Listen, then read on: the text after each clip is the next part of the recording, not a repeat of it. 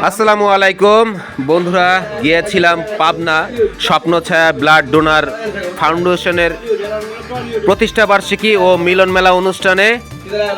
পাবনা থেকে সবার ভালোবাসা ও দোয়া নিয়ে গন্তব্যস্থলে ফেরত আসার সময় বাংলা স্টার গাড়িতে টিকিট কাটা হয়েছিল।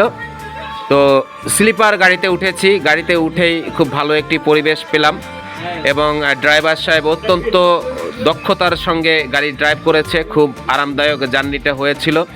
গাড়িতে ওঠার সাথে সাথে ফেসবুকে একটি পোস্ট দিয়েই ঘুমিয়ে পড়েছিলাম। ঘুম থেকে উঠে দেখি সকাল 5:30 বেজে গেছে এবং আমি আমার গন্তব্যস্থলে পৌঁছে গিয়েছি।